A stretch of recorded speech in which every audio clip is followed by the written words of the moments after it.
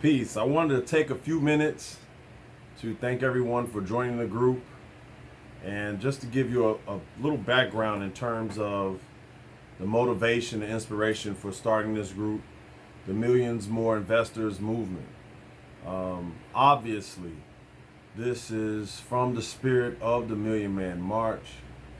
And over the years, I've just come into contact with so many wonderful people that have raised critical issues around our economic empowerment. And all the way back to my days at Ryder Elementary School on 87th, right? They involved us in an investors club that they started. And my good friends, Ferd, and Jimmy, we would always talk about how that affected us to be a part of something like that in elementary school.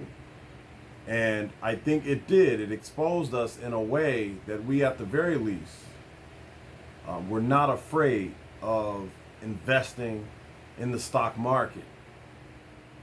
And it wasn't until years later, I was a young man, and I ran into a childhood friend of mine, one of my best buddies, Richard Carpenter, aka Con 1, right? And Con challenged me. I had my first salary job. I was investing in mutual funds. And he asked me why I was not, intentional about owning stock in the stock market, and particularly companies that I already supported. And I listened to him. And if you ever get a chance to listen to Richard is passionate, very convincing.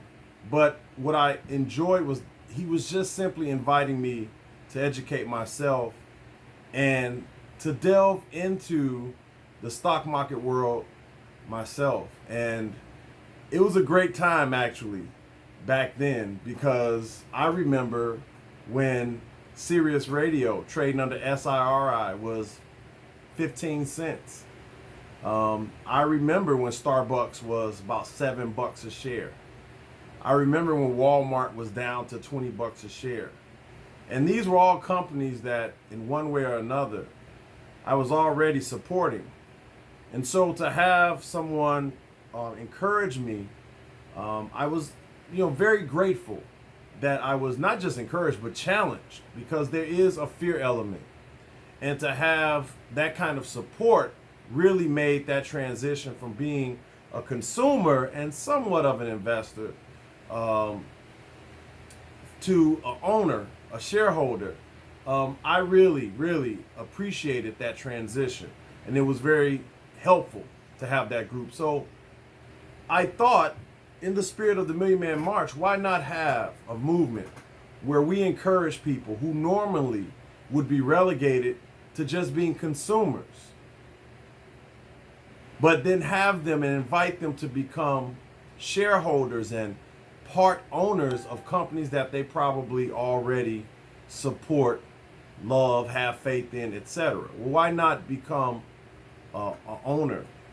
Recently, we saw, through this revolutionary movement behind the murder of George Floyd, we saw people basically rioting, right?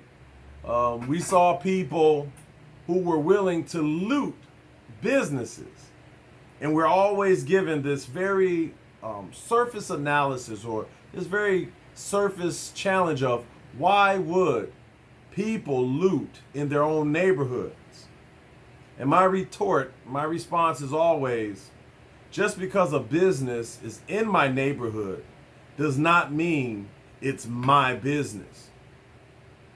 I think in our communities, if we could shift the focus and the relationship where we could own a piece of these businesses that we support, I think our attitudes will be a little different. Our relationship will be different. First of all, many of our concerns and our issues can be heard, and probably heard more clearer, if we were shareholders, because we could vote almost in blocks on some of these policies that these companies are passing. And we could actually affect the policies that could be in our benefit. But we can't do that as simply as consumers. We can do it somewhat, but more indirectly. But we can have a direct impact as shareholders. And I think these are some of the background rationales and thinking and experiences that has led me to start this movement. I've had conversations with Ferd, with Jimmy, and Richard about this. My last conversation with Richard and I were trying to think of something, and we came up with 4M. We just couldn't quite find something. And I said, man, we're just going to have to stick with Millions More Investors Movement, because I wanted it to connect back to the spirit of the Million Man March. I really want us to be able to pull in people who are generally marginalized, who are not, generally speaking, associated with investing and owning. Minorities, we're talking about our Native American brothers and sisters, our Latinx brothers and sisters, our Black brothers and sisters, our LGBTQ brothers and sisters, who are usually relegated to just being consumers. Well, why not become part owners, right? And so I really would hope that you all would catch the spirit and share the spirit, invite others. We want to share information and encourage each other. We may develop from this, and this is up to you. This is a platform that you can use to develop investors clubs. I would say maybe start a variety of clubs. There are other forms of investment that we can look at. The key is to expose our people to economic empowerment by seeing themselves as owners, shareholders at least. Okay. And so I'm very grateful again for everyone who's had conversations with me over the years. My sister Kisha, we've had tons of debates, most of which I've lost. I really have to apologize for that cannabis company that I thought was going to do well, didn't do too well. But you got to learn to be humble and admit when you were wrong. My sister was right. She was on the information about this company, and I actually had more faith in this company. It was CBIS. You all can look it up. It was terrible, like what happened to this company.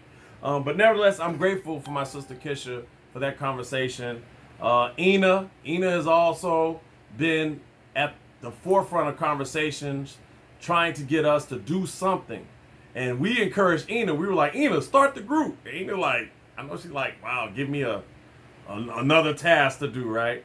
So I hope that Ina will jump on board and, be an instrumental component of this movement. Big O, me and Big O talk about investors. And if you want to know about pharmaceutical companies and investors, holla at O. O is like the guru. Cole will tell you. Cole will tell you. That's my brother. I love him. Holla at him. And then Nuke G.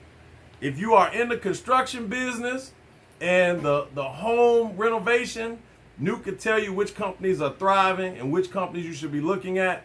So Nuke G is another individual I'm very grateful for our conversation. And Vicky Renee has been jumping in, challenging me on the debates and so forth. And Sister Gina Muhammad and so many others. And if I forgot anybody who has engaged me, I apologize.